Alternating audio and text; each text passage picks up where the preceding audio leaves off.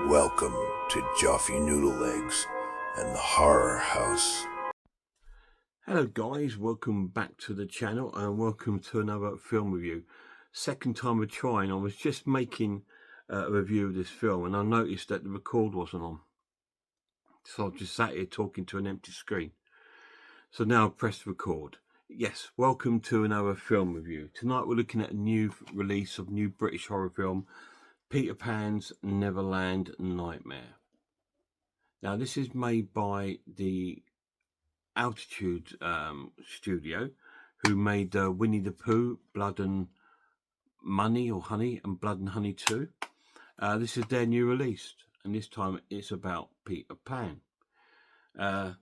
Peter Pan in this doesn't follow the Peter Pan story as such. It just really contains the characters of it. Peter Pan is like this child abused, disfigured young boy. A young man, if you like. And the film begins where we see his character called James, this young boy, and he is at this circus with his mum or whatever, and Peter Pan's there dressed as like this clown, and he looks a lot like the Joker of Batman. And he gives him like one of those balloon-made dogs and stuff like that, so he's dead happy with that. And then we cut to James and his mum and that at home. And it's James' bedtime and he's gone to bed. And his mum's doing whatever she's doing. And for some bizarre, strange reason, which isn't explained, in his bedroom he's got like a cellar trapdoor. And it opens and out pops, speaking to him, Peter Pan. So right away we got a couple of elements of other horror films that sort of like come into the film already. Obviously the trapdoor is like Evil Dead, and the talking like a clown to the young lad is like Pennywise. And there's talking and he's trying to persuade him about, and he's going to go and tell his mum about what's happening. This Peter Pan character goes, oh no, we're friends, don't you forget I made you the dog balloon and all this. And he starts talking to him and that, and his mum hears what's going on, and he's persuading the young lad James to go nearer to him by his cellar door and push his hand out to shake it. His mum comes in the door, and then there's like a tug of war between James, and James gets pulled under into the cellar door, and he's not seen again until later in the film. We then jump 15 years into the future, where we meet another family. We have a young lad called Michael, a sister called Wendy, and like the parents and stuff like that. Michael is he's I think a little mixed up lad. I'm not going to say he's gay or anything because he just seems a little bit too young to be. But there again, maybe he knows. I don't know. But he's got a friend at school called Joey, a little black lad, and they walk around holding hands and they're very close and stuff like this. Just like James in the beginning of the film, he wore things like pink nail varnish and had like a sort of like pinky sort of backpack with like unicorns on it. And so these are, I don't know, confused or just vulnerable young children that this Peter Pan's picking on. Anyway, it's Michael's birthday, and his sister Wendy gives him a lift to school, and he meets up with Joey, and Joey gives him a card that he's made, and they make plans to go to the cinema at the weekend. And outside the school, when the school's over, there's a van out there saying, "Oh, come to Neverland" on it. So our Peter Pan character is a child kidnapper, so it resembles Black Phone. So he's a child kidnapper, and he goes to this. We see him at this supermarket, Peter Pan, and he's trying on these masks, and the shopkeeper wants to shut up at the shop, but he's still there, and he ends up killing him brutally with real gory stabbings. And he's nicked this mask. Anyway, back at the school, he kidnaps Michael. So Michael's gone. Wendy's there in the car waiting for Michael to come out because she's going to pick him up, but he doesn't show up. And he I was just trying to remember. We watched it last night, so my mind's already gone. So she goes into the school asking about where's Michael, is he in detention? He goes, no, he went home. And when they get home, they said they can't find Michael. They get a phone call from Peter Pan saying, don't you worry about Michael. And that's it. And he's taken Michael to this house, which I believe he calls Neverland. It's where he keeps his tortured souls, because there's other reminiscence of children that have been kidnapped and tortured there. And Michael's been left in this little mattress in this room, and stuff like this. And there we meet Tinkerbell, who I believe is another old kidnapped soul that is still there, that is under his control, and he's controlling these by drugs. He's been drugging them for years and using drugs to get them addicted, to keep them in the house. Anyway, this woman that seems to be caring and looking after Michael is Tinkerbell. And, you know, she or he becomes a little bit of a hero throughout the film. And Peter Pan just goes off on his way doing these things. There's loads of gory killings going on there, including a whole bus full of kids he kills.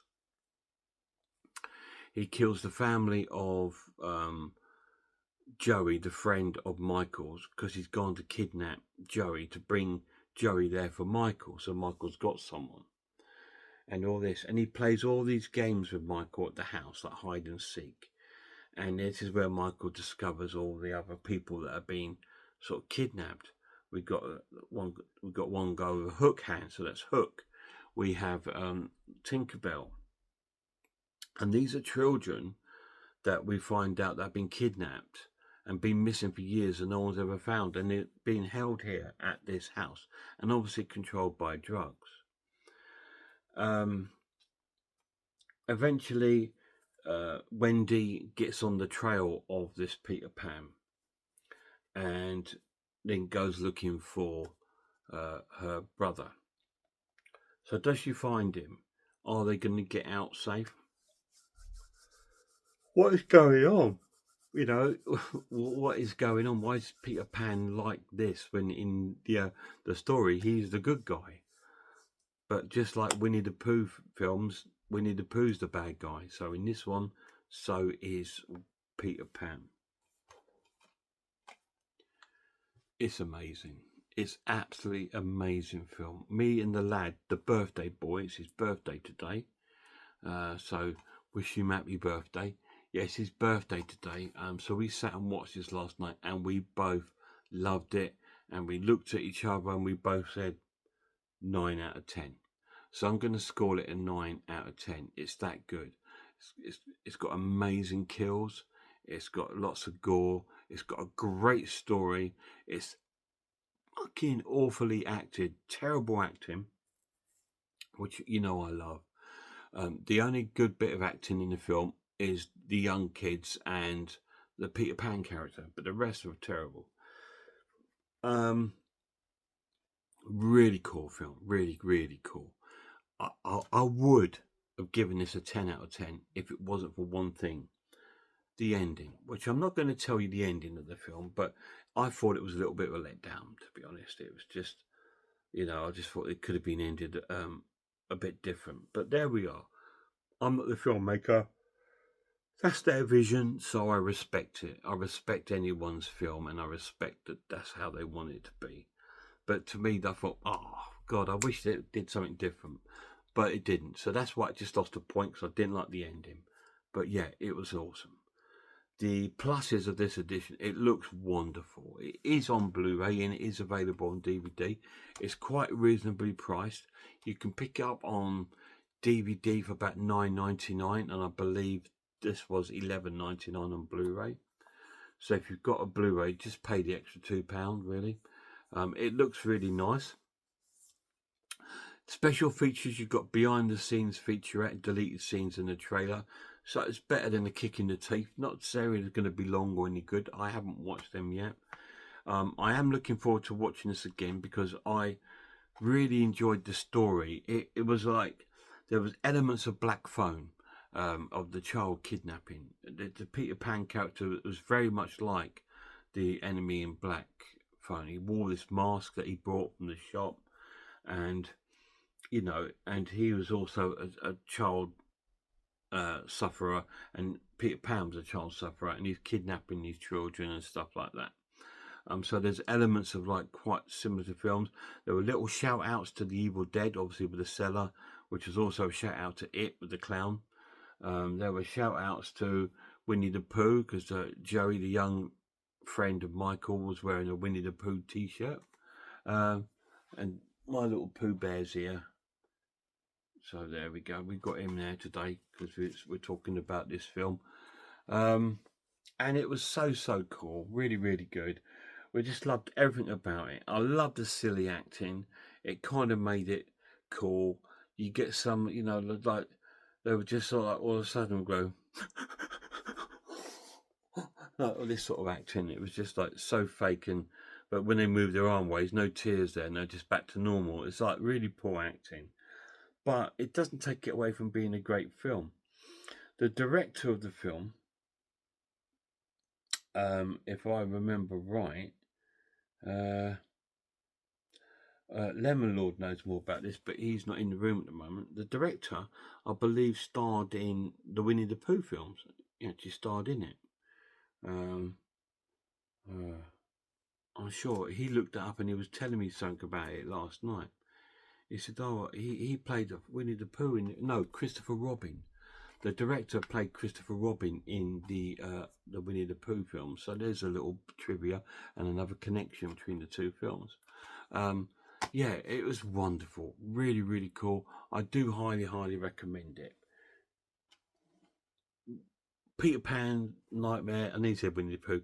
Peter Pan's Neverland Nightmares, 9 out of 10. Any of you guys seen it? If you have, let me know down below what you think of it. It's a really cool film, a great British film. This company just seems to have a knack of making some British slasher films that last, but making them out of beloved characters, which is going to piss a lot of people off. But I quite like that too. I was just thinking, yeah, why not? Why not do that? Why not have a different way of looking at these characters, these beloved characters? I believe they're already working on, or the next one's already made, which I believe is going to be Bambi, and I believe Pinocchio is in the works. I would love to see them do. I'm trying to think which ones I'd like to see. Snow White and the Seven Dwarfs would be a real cool one to do. I know there's been some other companies that have made some similar films. There was that Mickey Mouse one we watched, and I know there's one about Alice in Wonderland, which is not long been out as well, but it's a different company. And next week, I believe there's a film out based on Popeye, which I would like to see because that's really cool. I used to really like Popeye cartoons when I was young, so that would be pretty cool. But these are great fun, really, really cool. And this one is definitely worth digging out. It's got a stronger storyline than the Winnie the Pooh. The Winnie the Pooh one was obvious. This has a stronger storyline, but it is, now very similar to Black Phone, things like that. But it's awesome, really cool. A lot more gorier and a lot more fun. Guys, till my next review, please check out some more horror channels. Check out Horror Hands, Horror Geek, Man v Film, RS Design, Pizzawell, I Am Ice Girl, Cat Watches Horror Movies, Grumpy Andrew's Haunted House, and The Maniac. And a massive shout out to the birthday lad. Till next time, look after yourselves, look after one another, and I really hope I'll see you all soon.